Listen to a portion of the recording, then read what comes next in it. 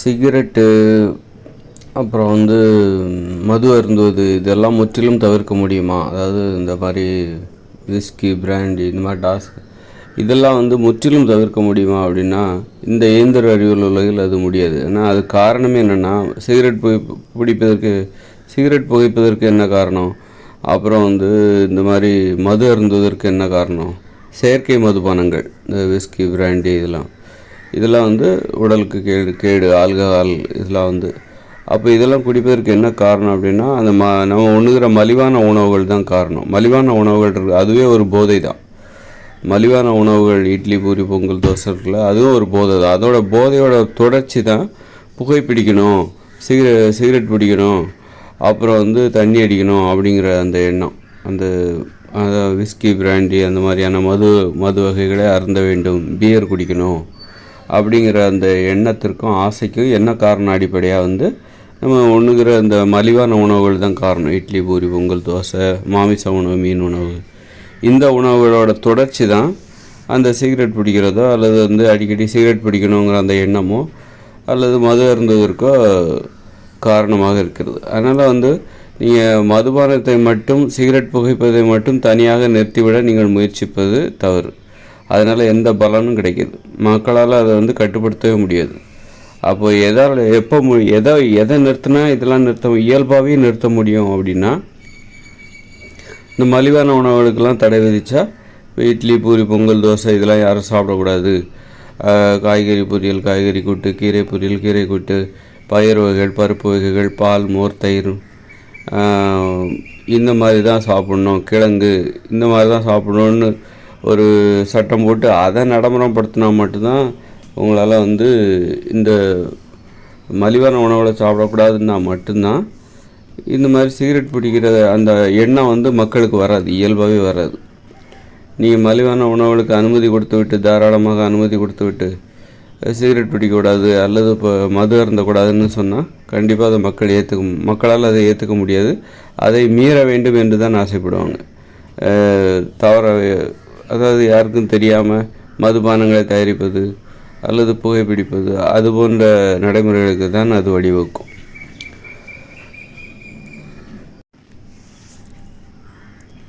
இருந்தாலும் மது அருந்துகிற மக்களின் மனோபாவத்தில் ஆர்வத்தை குறைப்பது, அதாவது மது அருந்துவதில் மக்கள் ரொம்ப தீவிரமாக இருக்காங்க, சிகரெட் பிடிப்பதில் மக்கள் தீவிரமாக இருக்காங்கன்னா அதை நம்ம குறைக்க முடியும், அந்த தீவிரத்தை குறைக்க முடியும். தீவிரத்தை குறைக்கும்போது ஒருத்தர் ஒரு நாளைக்கு அதாவது சிகரெட் பிடிச்சிக்கிட்டே இருக்கணும்னு தோணுதில்ல, அவருடைய எண்ணத்தை குறைக்கலாம். ஒரு நாளைக்கு 20 சிகரெட் பிடிக்கிறவரை 10 குறைக்கலாம், அல்லது ஒரு நாளைக்கு 4 சிகரெட் குடிக்கிறவரை 1 சிகரெட்டாக கூட மாற்றலாம். அப்புறம் அவரை குடிக்க விடாமல் கூட பண்ணலாம். இப்போ மது அருந்துகிறவர் டெய்லி குடிக்கணும்னு நினைக்கிறவரை இன்னும் குறைப்பதற்கு என்ன வழி இருக்குது அப்படின்னா, இந்த மலிவான உணவுகள்லேயே மோசமான உணவுகள் இருக்குல்ல, பரோட்டா, மைதா மாவு, இதுக்கெல்லாம் வெள்ளைச்சீனி இதுக்கெல்லாம் தடை விதிக்கலாம். அப்புறம் மாமிசம் உண்பதற்கு தடை விதிக்கலாம். இந்த மூன்று அப்புறம் மார்க்கெட்டில் இருக்கிற ஒரு மோசமான சாக்லேட், சின்ன பசங்களுக்கு வெறும் சுவை தான் இருக்கும் அதில். அதாவது நிறைய சாக்லேட்டு, மிட்டாய், அதில் சத்து இதெல்லாம் இருக்காது, வெறும் சுவை, இனிப்பு, அது சாப்பிட்டா பல்லு சொத்தையாகும் அப்படின்னு நமக்கே தெரியும். இது நல்லது கிடையாதுன்னு தெரியும், ஆனால் பசங்க அதை சுவை இருக்குதுன்னு சொல்லிட்டு வாங்கி சாப்பிடுவாங்க. அந்த மாதிரியான உணவுகளுக்கெல்லாம் தடை விதிக்கலாம். இது மாதிரி தடை இதுதான் இப்போதுள்ள இயந்திர அறிவியலுக்கு மக்களால் கடைபிடிக்கக்கூடிய கட்டுப்பாடு. மாமிசம் உண்ணக்கூடாது அப்படிங்கிற கட்டுப்பாடு எடுபடுமா அப்படின்னா எடுபடும் தான். இங்கே கூட தான் இருக்குது, நார்த் இந்தியாவில் கூட தான் மாட்டுக்கறி சாப்பிடக்கூடாது அப்படிங்கிற கட்டுப்பாடு. சில நகரங்களில் இப்போ காசிக்கு போனீங்கன்னா அங்கெல்லாம் மாமிசமே சாப்பிட மாட்டாங்கன்னு நினைக்கிறேன். அது போன்ற கட்டுப்பாடு சாத்தியம்தான், மாமிசம் உண்ணக்கூடாது. மற்றபடி அதான் மைதா மாவு, பரோட்டா இதுக்கெல்லாம் தடை விதிக்கணும். உணவில் ஒரு கட்டுப்பாடு இங்கே நிலவணும். அதாவது மோசமான உணவுகளுக்கு அனுமதி கொடுக்கக்கூடாது, அப்படி ஒரு கட்டுப்பாடு இங்கே இல்லவே இல்லை. ஏதாவது போதை மருந்து கலந்த உணவுகளை மட்டும்தான், சாக்லேட்டு அதுக்கு மட்டும்தான் இங்கே தடை விதிக்கிறாங்களே தவிர மற்றபடி எல்லா உணவுகளுக்கும் அனுமதி கொடுத்துட்றாங்க. அப்படிலாம் இல்லாமல் இந்த உணவு தீங்கானது அப்படின்னு தெரிகிற எந்த ஒரு உணவாக இருந்தாலும் சரி அதற்கு தடை விதிக்க பழக வேண்டும். அப்போ தான் மக்களுக்கு போதை மீது உள்ள வெறி குறையும். அதோட பலன் எங்கே கிடைக்கும் அப்படின்னா, மது அருந்துவதில் மக்களிடம் இருக்கிற, அதாவது சில மது பிரியர்களிடம் இருக்கிற மது அருந்துவதில் உள்ள அந்த வெறி வந்து தீவிரம் வந்து குறையும்.